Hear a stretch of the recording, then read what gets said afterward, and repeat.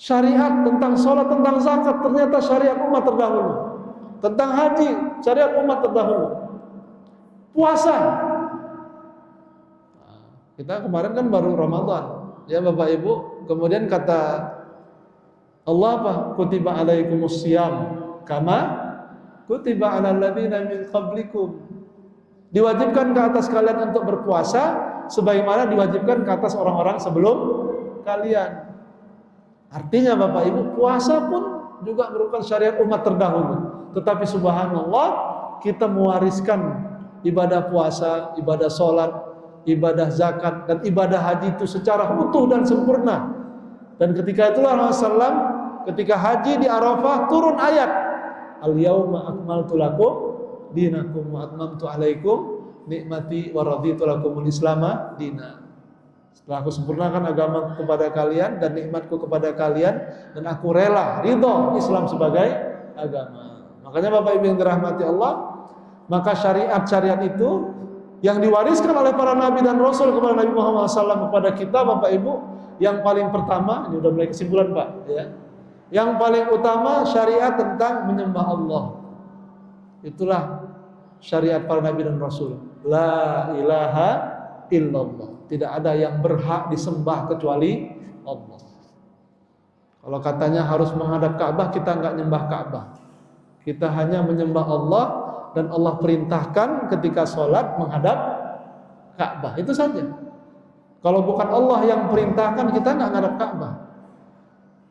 Sama dengan pemahaman yang diutarakan oleh Umar bin Khattab radhiyallahu taala anhu ketika menyium Hajarul Aswad. Hajarul Aswad, Pak, apa kata Umar?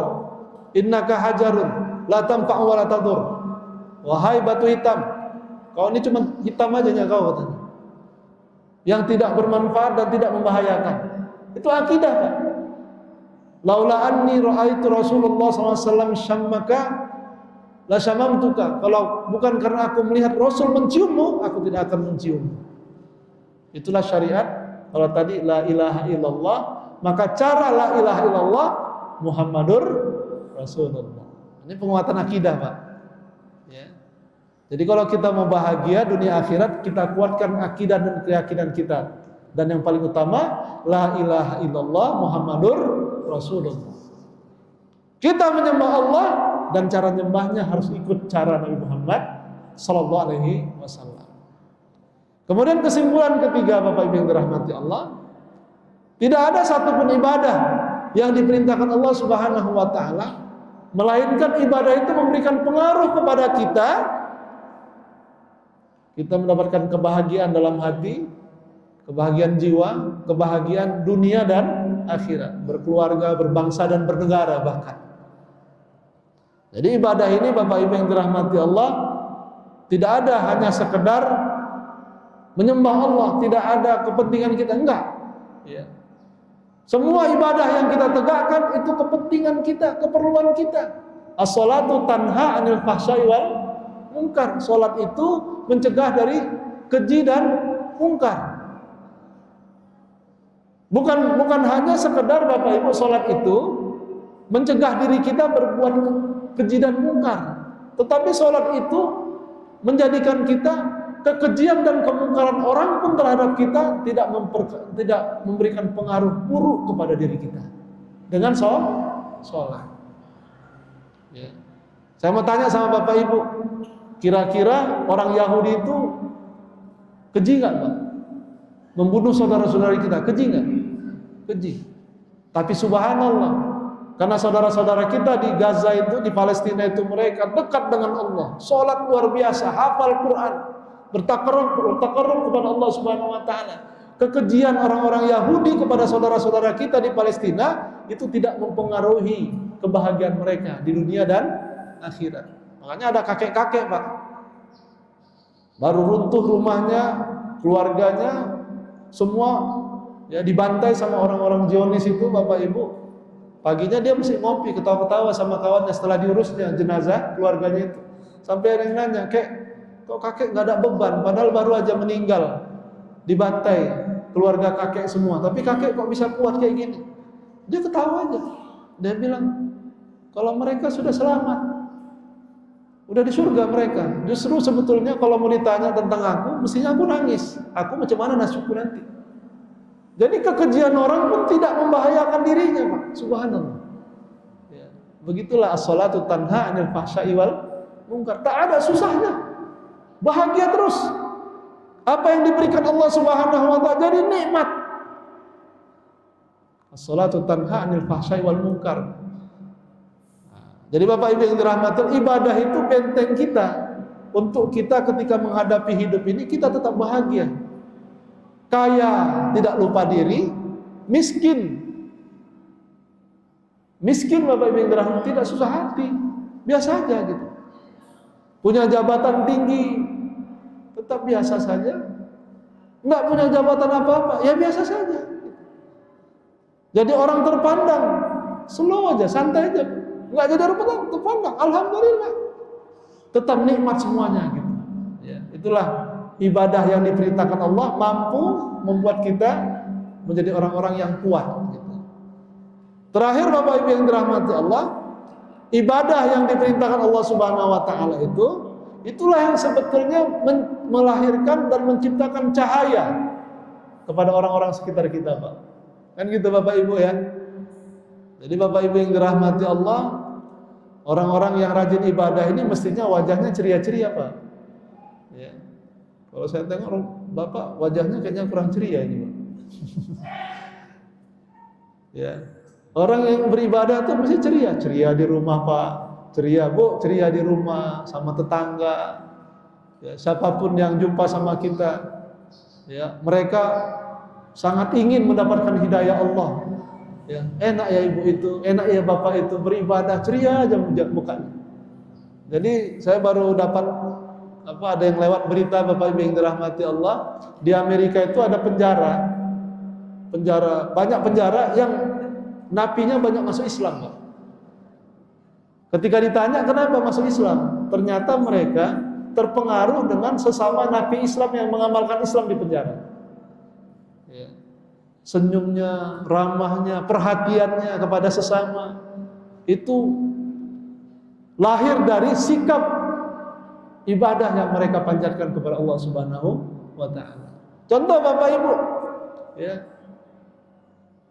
Sunnah Rasulullah SAW yang terpanjat dari ibadah, contohnya Bapak Ibu, tabassumuka li akhika shadaqah. Kita senyum itu sedekah. Betul enggak, Pak? Iya kan? Coba Bapak Ibu senyum coba sama kawan sebelahnya, Pak. Coba. Bu, coba senyum sama kawan sebelahnya, Bu. Kan nikmat kan? Itu. Iya, maksudnya kita senyum itu, Pak. Itu luar biasa itu, ya. Makanya hadis tentang senyum, ada satu hadis, Pak. Ya. Ada sahabat yang menyampaikan sebuah hadis, ma ra'aitu ahadan aktsara tabassuman min Rasulillah SAW. Aku tidak pernah melihat ada orang yang senyumnya lebih banyak daripada Rasulullah SAW. Jadi Rasul itu rajin senyum. Ya. Ini yang pertama Bapak Ibu, senyum. Itu aja pun sudah jadi nikmat. Orang kalau beribadah mestinya rajin senyum dia. Bapak pulang sama istri, senyumin istrinya, Pak. Ya, jangan cemberut, walaupun pendapatan kita juga kurang, ibu-ibu, ya tetap senyum sama Bapak. Ya, jangan marah-marah, Bu. Ya. Rasulullah SAW itu sering kehabisan makanan di rumah sampai 3 hari nggak makan. Mungkin gara-gara senyumnya indah itu, Pak. Nggak terasa itu beras nggak ada di rumah itu, luar biasa. Ya, tapi begitu itu rumah tangga Rasulullah SAW. Ada hadis yang lain, ya, dari Ibnu Jarir, ada salah seorang sahabat yang ketika beliau menyampaikan hadis itu, di dalam hadis baru 17 bulan masuk Islam, beliau mengatakan, ya, aku tidak pernah bertemu dengan Rasulullah SAW, ya. Ma ra'aitu Rasulullah SAW illa wa huwa yatabassam. Ya. Tidak pernah aku jumpa Rasulullah SAW melainkan dia dalam keadaan tersenyum. Gitu. Ya. Ini contoh tentang ibadah, Pak. Pengaruh ibadah. Kita nggak usah cerita tentang kurban kita, sedekah kita, zakat kita, ya. Itu hal-hal yang luar biasa, Pak. Kalau seandainya dikasih dengan senyum. Ya. Orang minta sedekah, Pak, minta kupon lah, Pak. Kau sih kau aja gitu ya. Iya kan? kasih mencampak aja gitu. Ya, nggak ada senyumannya sama sekali. Subhanallah. Kalau kita nggak sama senyum, ini Pak ya Bu ya, wah itu luar biasa. Orang-orang di masjid ini baik-baik semua. Subhanallah. Besok aku ke masjid lah. Ya, gara-gara senyum kita Pak, orang datang ke masjid. Kita kira kita dapat pahala nggak Bapak Ibu? Pahala luar biasa. Ini yang pertama, senyum. Kemudian yang kedua Bapak Ibu, sering-sering bercanda. Bercanda ini sunnah juga. Karena Rasulullah SAW ini juga suka bercanda. Sama Siti Aisyah bercanda. Saya dalam riwayat menyebutkan Rasulullah SAW itu suka lomba lari sambil ketawa-ketawa sama Siti Aisyah radhiyallahu taala anha. Sama istri-istri Rasul yang lain, Bapak Ibu. Ya, sama sahabat-sahabat suka bercanda. Ya. Dan bercanda ini berkah. Ya. Dan kadang-kadang Bapak Ibu kita merasakan bercanda ini bukan sesuatu yang penting, tapi itu penting. Gitu. Bercanda sama istri bercanda sama suami, bercanda sama anak-anak, bercanda sama kawan-kawan. Ya. Masjid ini penuh dengan keriangan. Rasulullah SAW itu Bapak Ibu sampai para sahabat itu mereka nggak kepingin jauh dari Rasulullah. Itu kan ada hadisnya. Kami itu kalau udah sama Rasul macam nggak mau pulang gitu ke rumah. Saking enaknya sama-sama Rasulullah. Ya. Nanti kalau udah sampai rumah kepingin jumpa Rasulullah. Saking senangnya jumpa Rasulullah. Itulah para sahabat. Ya. Bercanda itu Bapak Ibu bikin banyak rezeki. Ya. Saya Bapak Ibu yang dirahmati Allah, saya anggota dewan, kan gitu ya. Udah berapa kali ikut pemilu? Sudah 4 kali ikut pemilu, kemudian sekali ikut pilkada. Jadi Bapak Ibu yang dirahmati Allah, keliling dari masjid ke masjid, dari wirid ke perwiritan, kan gitu ya. Supaya orang kenal gitu mungkin Bapak Ibu. Ternyata di Jawa Barat itu ada namanya Komeng. Nah, Bapak tahu Komeng? Hah? Ibu-ibu kenal Komeng? Kenal Pak? Ya kan? Uhuy katanya. Itu kan lucu orangnya Pak. Ketika jadi calon DPD RI di Jawa Barat, suaranya 4 juta Pak. Nggak ada spanduk, nggak datang-datang ke wirid-wirid, nggak ada. Di rumah aja dia. Cuman dia pasang gambar, muka lucu. Gitu Pak. Ya, banyak yang milih dia. Ya, gara-gara suka bercanda, banyak rezeki dia Pak. Ya kan? Sampai ada Ustadz di Jawa Barat itu yang setiap periode dia jadi anggota DPD RI. Ketika itu nggak terpilih dia kemarin itu. Ada yang nanya, Ustadz kenapa nggak terpilih? Iya, gambar saya sebelah Komeng katanya. Jadi orang pas memilih Ustadz tuh nggak jadi milih Komeng jadinya. Mungkin Ustadz tuh kurang lucu Pak ya, mungkin ya. Jadi Bapak Ibu yang dirahmati Allah Subhanahu wa taala, rajin bercanda itu bikin banyak rezeki sebetulnya.